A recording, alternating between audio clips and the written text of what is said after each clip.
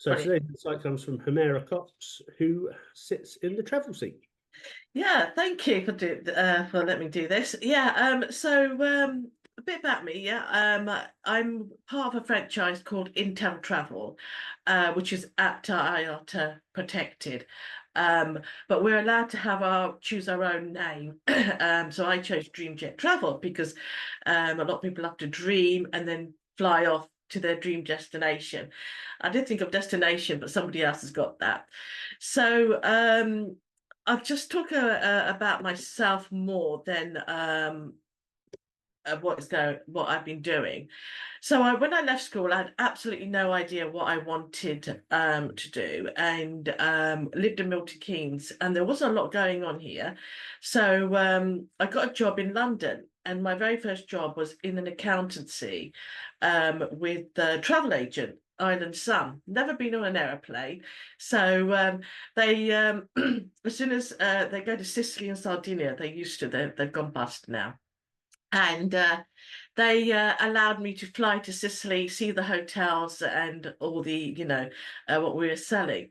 And on the way there, they let me sit in a cockpit. Those days you could do that. And so when the plane was landing, it was actually, you don't realize how it goes quite low when you're in the cockpit itself. It was a wonderful experience. And there's a light flashing and he just tapped it. He goes, "Oh, don't worry about that." And I thought, oh. So yeah, it was an experience. And yeah, so that's how I got into travel. And I really loved it. Went to Japan, and as you get a lot of offers with travel business, all the benefits. And I had a look at the other day, and it was in 1996 when I went, because I kept the ticket. I wish I'd kept tickets for everything, and I could have just posted it all, but I didn't do that. Yeah, I stayed in accountancy for there, but then after a while, I just, the travel business, it didn't pay very well, and I wanted to learn more, doing other things. And I went to work for a company called Jacuzzi in Mayfair, which their package was Sage. And they had what used to be Sovereign. When I went down to Poole, and this is how I ended up in Poole, the training was in Bournemouth in Poole, and the guy there said, "Why don't you learn IT?" And I thought, "Oh no, I don't really, I'm not interested in IT."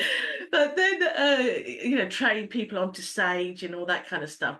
I went back to the office, and I thought, you know what? All I know is I had this floppy in those days, a floppy, and that's all I knew how to, use it. So I thought, I wouldn't mind learning more. I left that company and went to a company called London Computers, and I said to them, "Look, um, just pay me travel fees and just teach me on how to use Sage and do all the technical, install it, sell it, and everything." And within that, everybody just left the office, left me on my own doing support, and I'm like, what do I do? So lucky enough, we're a member of Sage, so I could call Sage technical support and find out how to do it. And then online I remember these were the modem days when it's sound, and they would then I'd go through it and do it, and then call the client and do it with them. I started learning things really fast and really quick, taking it all home and on the laptop, and and I didn't actually enjoy it, because I think I was out and about and not just sitting in an office and just with the head down and working. Um, but then I met he's now my ex-husband, but my husband then, and I was freelancing, and we then a year later, two later, this little guy came along. He's not little anymore, and this is taken in Dominica. He's standing there thinking, what wave should I take, that wave or not? I mean, we were nearby, so he's only 10 there, and we moved to Spain for 4 years, which we absolutely loved. But when the 28 a financial crash happened, everybody had to come back. And unfortunately, we had bought a couple of houses there, and we came back empty-handed. So everything we worked for had just gone within all the things. So that we came back, and Brian got a job, and I didn't realize how burnt out I was. And even in Spain, we were actually doing property management there as well.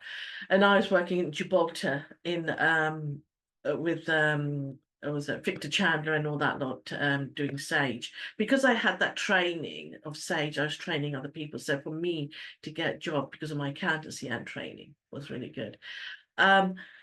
We came back, and unfortunately Brian kind of suffered quite a lot of losing everything, and I didn't realize that depression and anxiety was setting into him, and he just kind of gave up with a lot of things that he was doing. Then we decided in 2019 to call it quits. Well, he did more, that it wasn't working, our relationship. We tried and tried. We had therapy, it didn't work. But I'll say this, we talk a lot about women's mental health. We do not talk enough about men's mental health. We kind of brush that aside, thinking that they're supermen and just going to suck it up and cope with it. So during that, I went just absolutely completely out of it as well. But because of Liam, I had to keep fighting and going. And I became I met Marissa Pierce, and she did one session, 90 minutes, and I don't know if Keith, you've heard of her. And I was really impressed, and I thought, I have had enough of accountancy. I've had enough. I never wanted to do it for a long time, but got stuck and trapped into it. And she said, I said, can I become a therapist? Because I really love helping other people. And she said, yeah. So she trained me. Then I became a clinical hypnotherapist and did more NLP. And I realized that I knew how to, what my problem was. I didn't know how to learn. And that was because when I was a child, I was told I wasn't smart, I wasn't clever. And I had a brother who was absolutely, you give him a spelling test and he would get 10 out of 10. My sister used to get 8 out of 10, and I used to get lucky to get 2. I didn't know until Liam was diagnosed with being dyslexic. That's what my problem was as well. But once you know, you then can learn, you can, find ways of learning in a different way. So once I did that, I thought, do you know what? I can learn and I can do things. It's because the way our brains are wired. So I became also into property investment, and I've got service accommodation in Milton Keynes, did an HMO in Newcastle. Then somebody introduced me, believe it or not, to becoming a travel agent again. And I thought, oh, I'm not sure about this. So what happened was I thought, okay, because it was a no-brainer, and I'll go to that in a minute.